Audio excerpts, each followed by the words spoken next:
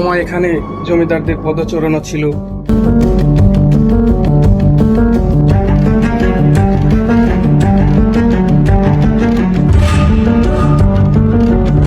আপনি জমিদার প্রিয় শঙ্কর চৌধুরী কে হন? পুত্রবধূ। আপনারা জমিদারের বংশধর?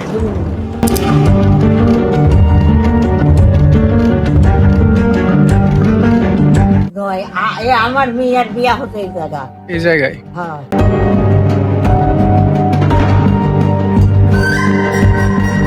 বসে পড়বে ইতিহাস এভাবে নষ্ট হতে দেখে সত্যি আমার অনেক কষ্ট লাগছে। ইটগুলো এখানে খুলে খুলে যাচ্ছে, যে কোনো দিন এগুলো ধ্বংস হয়ে যাবে।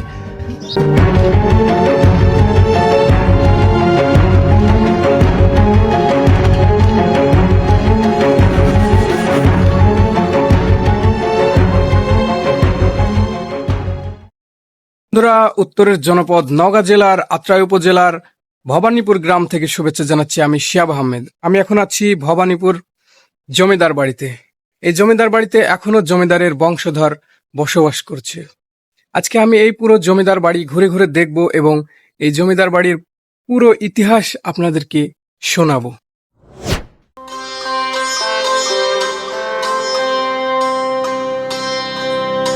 ভবানীপুর জমিদার বাড়ি রাজশাহী বিভাগের নওগাঁ জেলার আত্রাই উপজেলায় অবস্থিত এক ঐতিহাসিক জমিদার বাড়ি, যা স্থানীয়দের কাছে ভবানীপুর রাজবাড়ি নামেও পরিচিত।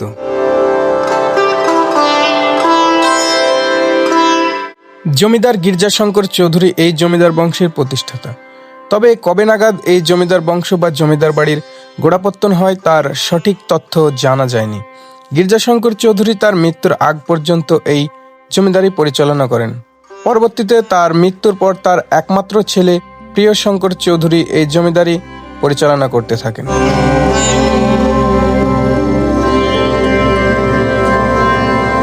তার আমলেই এই জমিদারি আরো ব্যাপকভাবে বিস্তার লাভ করে। এছাড়াও জমিদার বাড়ির সৌন্দর্য বৃদ্ধি পেতে থাকে। এই জমিদার বাড়ি পাহারা দেওয়ার জন্য তৎকালীন সময়ে জমিদার বাড়ির গেটে 2 জন নেপালি প্রহরী ছিল।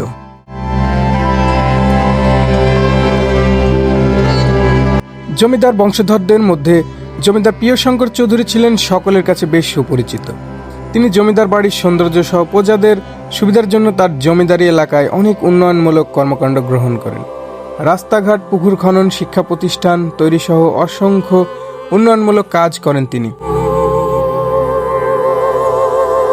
তিনি 6 ছেলে ও 6 মেয়ের জনক ছিলেন। দেশভাগের পর জমিদারি প্রথা বিলুপ্ত হলে তিনি সপরিবারে ভারতের কলকাতায় চলে যাওয়ার সিদ্ধান্ত নেন। কিন্তু তার চতুর্থ পুত্র প্রতাপ শঙ্কর এই সিদ্ধান্তে দ্বিমত পোষণ করেন। পরবর্তীতে জমিদার প্রিয় শঙ্কর তার চতুর্থ ছেলে প্রতাপ শঙ্করকে রেখে পরিবারের বাকি সদস্যদের নিয়ে কলকাতায় চলে যান। তারপর প্রতাপ শঙ্কর চৌধুরী তার স্ত্রী ও ছেলে মেয়েকে নিয়ে এখানে বসবাস করতে থাকেন।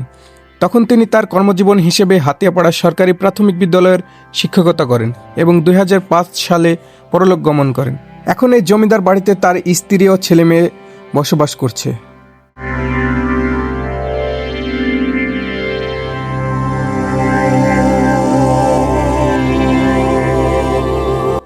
এই যে ভবানীপুরের যে জমিদার বাড়ি, তাদেরই বংশধর এই যে এটাতে বসবাস করছে। আপনি জমিদার প্রিয় শঙ্কর চৌধুরী কে হন? পুত্রবধূ। আপনারা জমিদারের বংশধর?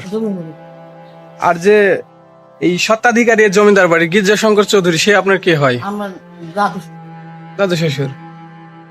আর এই যে জমিদার বাড়িতে কতজন সদস্য এখন বসবাস করছেন এখানে? আমি আমার ছেলে আর 3 নাতি। তাছাড়া আর কেউ বসবাস করছে না? আর ওই পাশটাতে দেখলাম ওই পাশে আমার থাকে এমনি। জমিদার প্রতাপ শঙ্কর চৌধুরী যে তার আরো যেগুলো ছেলেপিলে আছে ওইগুলো নিয়ে যে কলকাতায় গেল, এই আপনার হাজবেন্ড যে তাকে রাখতে পারেনি, ও চলে এসেছে। উনি অনেক জেদাজেদি করে নিয়ে গেছিল, কিন্তু মাতৃভূমি ছেড়ে তিনি যাইতে চাননি, যার কারণে আর বাদ বাকি সব ওনারা কলকাতায় চলে গেছে। এই যে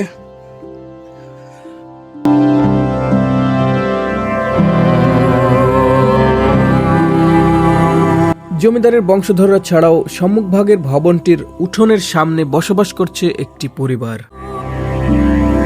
একটু পরিত্যক্ত হয়েছে অনেক আগেই, তারপরে এখানে জমিদারের বংশধর এবং আরো কিছু মানুষ বসবাস করছে। এই যে এখানে এই সম্মুখভাগের এই স্থানটিতে যে টিনের বাড়ি করে অনেকে বসবাস করছে, আর ওইদিকে জমিদারের ওই পাশটাতে জমিদারের বংশধরেরা বসবাস করছে। আচ্ছা, আপনারা কি এই জমিদার বাড়ির জমিদারদের বংশধর?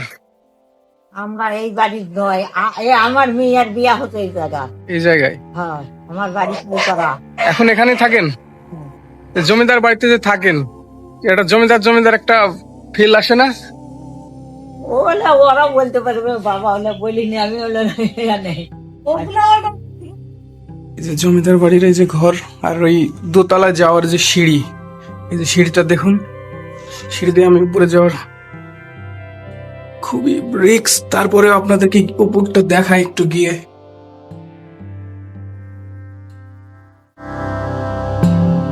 খুবই ভয়ানক।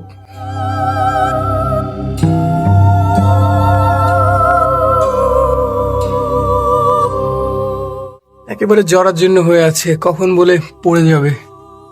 জমিদার বাড়িটির স্থাপত্য শৈলী রোমান স্থাপত্যের সাথে সামঞ্জস্যপূর্ণ। বসবাসের জন্য রোমান ধাঁচে তৈরি দ্বিতল বিশিষ্ট প্রাসাদ নির্মাণ করা হয়।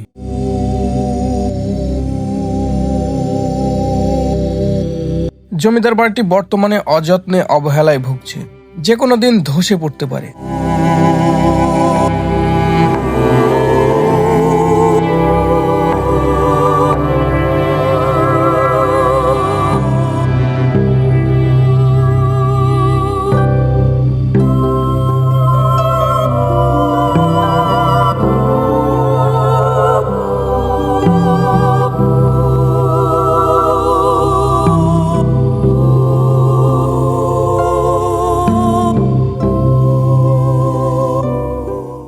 এখানে দেয়ালের জোড়ক মশলা হিসেবে ব্যবহার করা হয়েছে চুন সুরকি, আর পুরনো ইটের পাতলা ইটের গাঁথনি এখানে দেওয়া হয়েছে।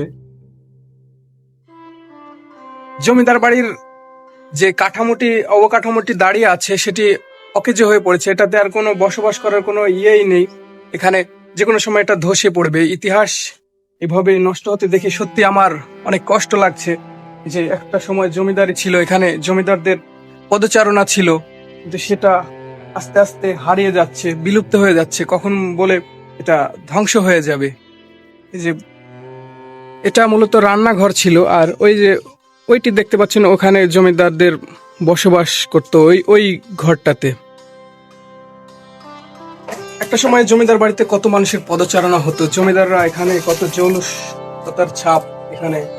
এখন কিন্তু এগুলো সব ধ্বংসে পরিণত হয়েছে, যে এগুলো খুলে খুলে পড়ছে, যে কোনো সময় ধ্বংস হয়ে যাবে। এই যেখানে গেট ছিল, কিন্তু গেটটি এখন আর অবশিষ্ট নেই। এখানেই নেপালি প্রহরী পাহারা দিত একটা সময়, তো এখন আর সেটা নেই। গেটের অবয়বটা বোঝা যাচ্ছে, যেখানে গেটটা আর এখন নেই।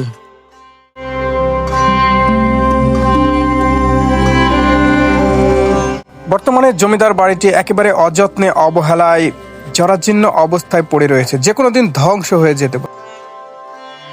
প্রত্নতত্ত্ব বিভাগের উচিত ইতিহাসের এই অমূল্য সম্পদকে রক্ষা করা, তা না হলে অচিরেই হারিয়ে যাবে এসব ঐতিহাসিক নিদর্শন সমূহ।